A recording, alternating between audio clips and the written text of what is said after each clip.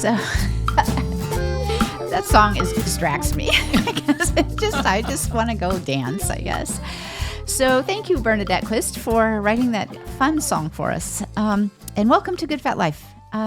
Today we are taking a little bit of a different twist, and we're having a conversation with a very dear friend of mine, Jean Marie Moffa, who I have spent many years.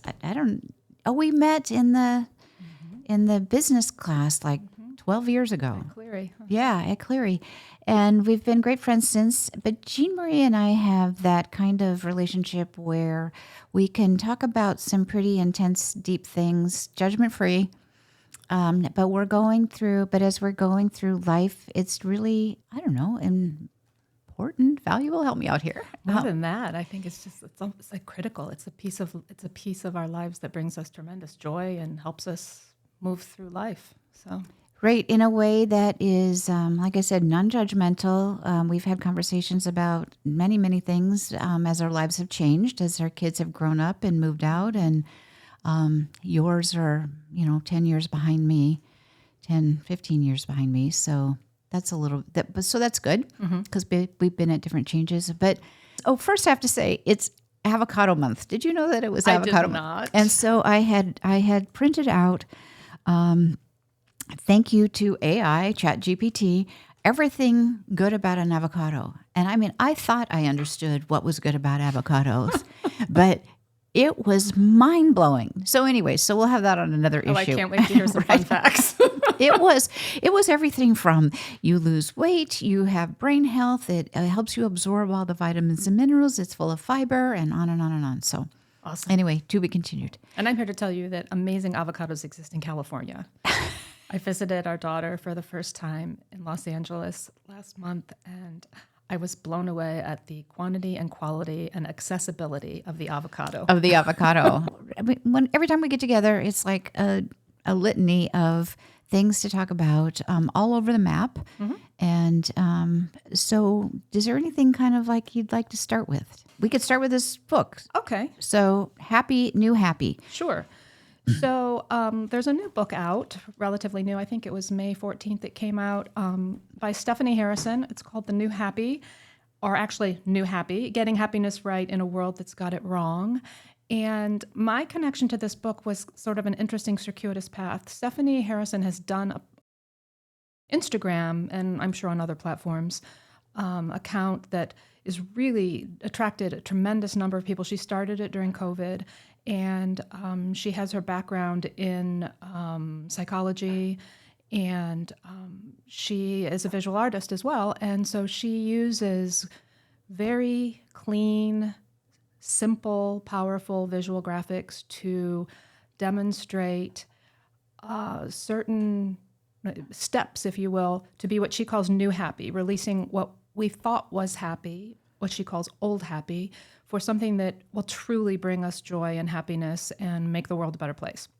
And she supports all these images with the research behind them. The thing that I gravitated towards initially is I'm a very visual person, and her images have stuck with me in ways more than reading things would sometimes. I know the point that she's made. I can see the image, and I can pull it back at times of need very easily in ways that are new to me. It was very exciting. So I started using her work in a class I was teaching at Brighton High School, and the kids at the high school responded to it really, really well. And then when her book came out, there was mention about how she would speak with you if you bought X number of copies or whatever. And I had a huge list of all the people I wanted to give the books to. So I reached out to her. And to cut to the chase, she reserved time to do a Zoom with my class of students. And it was mind-blowing and amazing, and they will never forget it. And so they got a chance to ask her questions and to hear her about her journey, and to be inspired by her in all sorts of new ways. So the book is incredible. I haven't actually finished it myself. It's one of those books that you can pick up and put down. And it's based on so much research that she can't reference it in the book itself. So she talks about that, how she gives you access, there's immediate access to the research, but it's thousands of pages. So she's done her homework, and it's really exceptional. So I've been enjoying the book a lot. Yes, and thank you for my copy. Yes, which you gifted to me. Right, You're on the list. I received it. Well, but it was another one of those opportunities to be able to receive gracefully, because I do workshops around receiving, the power of receiving, and dang, if somebody goes to give me something, it's just like, oh, you didn't have to, or it's too much, or no, it's like, yay, happy dance. I love it. Thank you so much. And I have, just like you said, it's just, I open a page. Yeah. Like, and it's inevitably the right page. And it's always the right page, right? And it's like, oh, I just needed to hear that today. Yes. Because as we were saying, I don't know what's going on in the world right now with, if it's the moon or whatever, but every day I wake up looking forward to the day, and the day brings all kinds of different surprises, opportunities, curiosities, challenges that have required to just say, okay, let's see what the day brings, and we're going to figure this out. Mm-hmm. And we always do. And right? You and I were discussing recently how that we're realizing is part of the joy of, oh, this is a challenge that I can figure out, like you mentioned, a chess game or something, like how to make it work.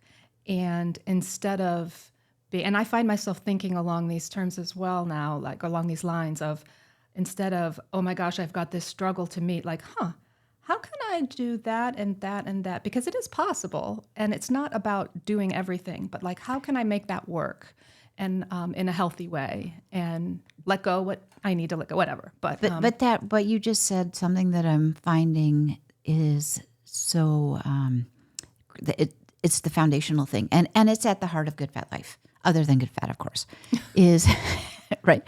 But it's because life is complicated, and it's layered, and it's full, but it's because we can't do everything, and we can do some things, and so it's in that moment figuring out what is the most important things to do, and how to make them work that fits in living a good fat life. And I believe, yes. Right? Yes. And I believe that has become more complicated than ever by virtue of how our society is evolving in terms of the accessibility and use of social media.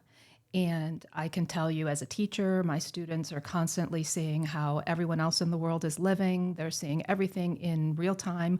When a tragedy goes on in the world, we're seeing it in real time on our phones. We are exposed to so many choices in a day that in years past would never have come up. And it's a good thing in a lot of ways. I mean, it's a fantastic thing.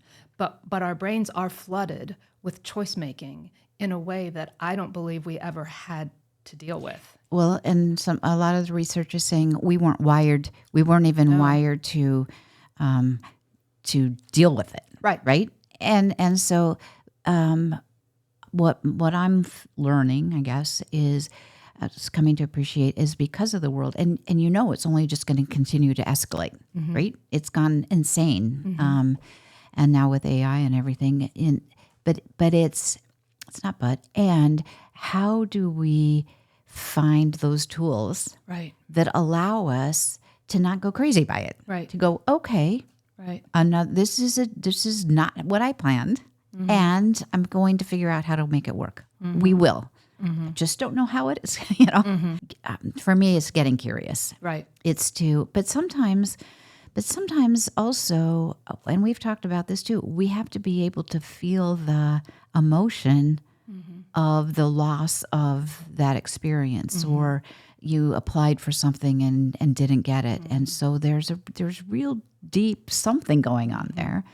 Or your job was changed without your choosing the change.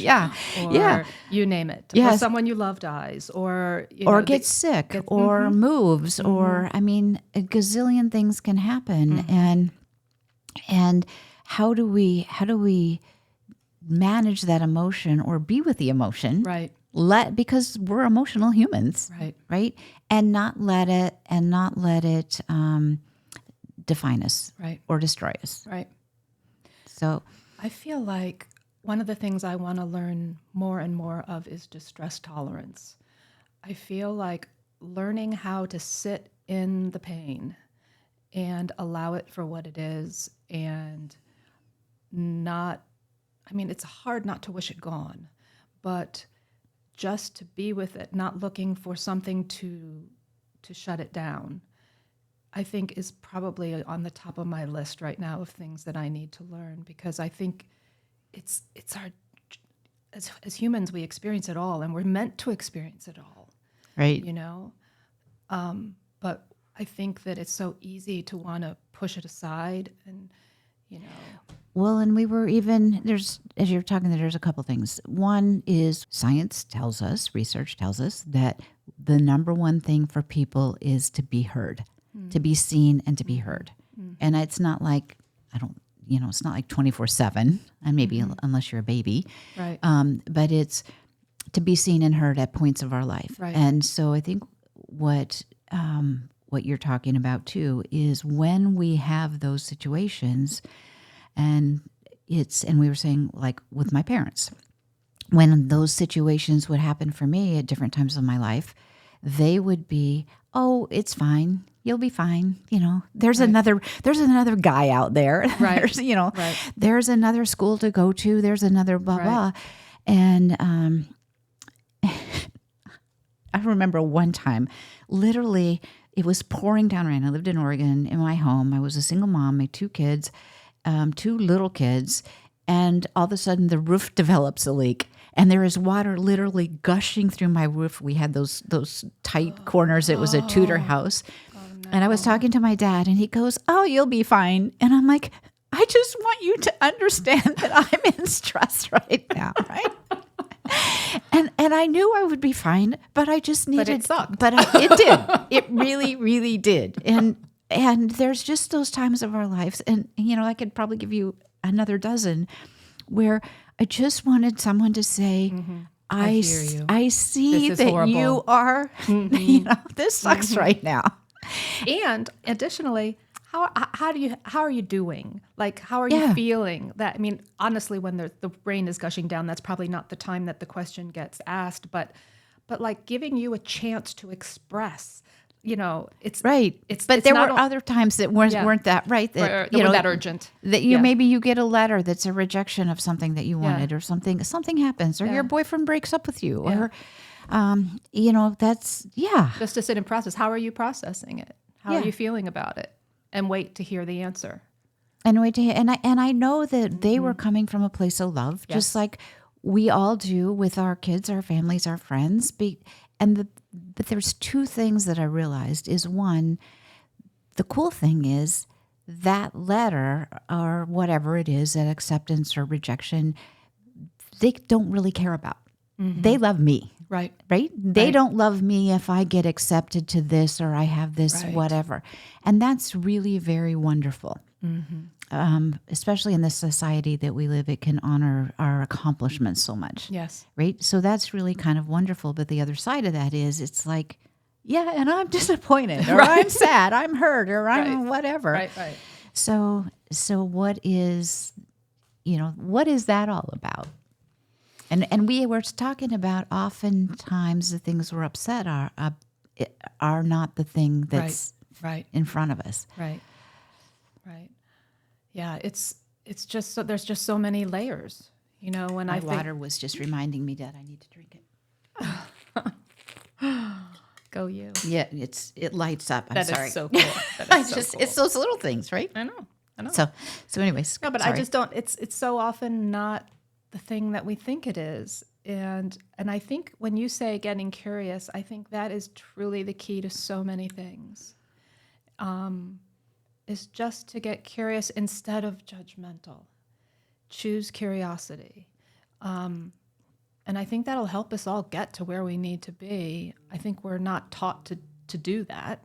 I think we're taught to, respond quickly, recover, show a good face, keep moving, be productive, all those things. But I think in the curiosity, either with ourselves or with other people, that's when things start happening. And creating a safe space for that curiosity within yourself or within your relationships. So I think I mentioned to you that we were doing some lessons at school on self-compassion and learning how to, and I'm realizing this is a life skill, learning how to be compassionate with myself when something goes south on me or unpredictable happens, or I'm really struggling with something, and to say, it's okay. Sit, be with this. And that's part of, I think, where the distress tolerance comes in a little bit too. It's okay. What you're feeling is understandable. What are you feeling? Take a minute, take a breath. And it's not wrong if you're feeling it. That was actually another revelation I had a few months back. If you're feeling it, if someone is feeling something, it's not wrong. They're feeling it. So for us to say to someone, oh, don't feel that, or don't do that, or you shouldn't, no, they're feeling it. Whether or not we think it's logical, we need to meet them where they're at that feeling spot, to be able to move healthfully forward, to either help them or understand them, because that's that's the deeper level, right? And they're feeling it because it's aligning with a belief that they have, and the belief can be, they may or may not even be aware of it, of why. And 95% of our beliefs we're not aware of. Aren't, right. Our Right. subconscious. Right. So yeah, it is it's fascinating. It is. It is. And I feel for some reason that I'm like on the cusp of learning more about this, and it's pretty exciting. It is. And so the curiosity thing comes into energy, right? Is because we're all energy. Right. I find a tool that I've developed as a tool is if I can get curious, it changes my energy from to what is this about? And it helps me move from here to here. And that is, as you're saying, tools. There's something really wonderful about aging. Yeah. which we've talked about. And I don't think that some skills I think you get as you age. Right. But others, you don't have. Children are curious. Right. They are naturally curious. We kind of beat it out of them, actually. Right. Oh, for sure. Right? So, For sure. So, and anyway, there's so many things. But when we talk about energy, I love this book too. I don't know if... It's E2 by Pam Grout. And both of these, we are just in the getting... We are going to print. Yeah, we're going to print in this week with the next issue. Woo-hoo. I know. And both of these books are in my recommended reading because they're fascinating, right? They just give you ways of looking at the world that maybe haven't looked at it that way before. And that's one of the points of reading, right? So this book, it's by Pam Grout, E2 or E squared. It's 9 do-it-yourself energy experiments that prove your thoughts create your reality. Because, there's so much skepticism and to your point about this book, The New Happy, there's just so much evidence that can show how powerful our thoughts are. But she just makes it into a fun 9 different experiments that you can do. They're free.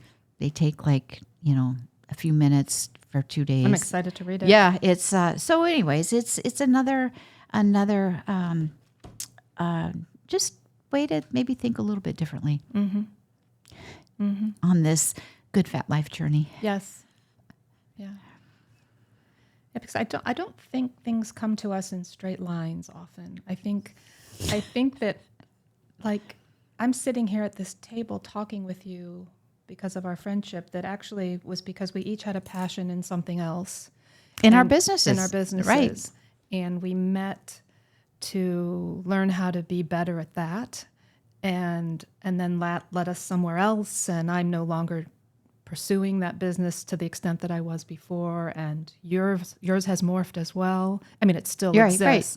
Right. But it's changed. Just, we find life is definitely a circuitous path, I think. Yes, and and you asked me a question yesterday that I thought was so interesting, and because we were talking about some things that had happened that I was processing, right? And so you said, did you realize that this was a gift and a blessing that it didn't go this route in hindsight, or did you appreciate it at the time? Mm-hmm. And I thought that was such an interesting question because for some of the big things, it was always hindsight. Mm-hmm. And I wouldn't be who I was if I hadn't gone through those big challenges, right? Mm-hmm. That's what makes us. Mm-hmm.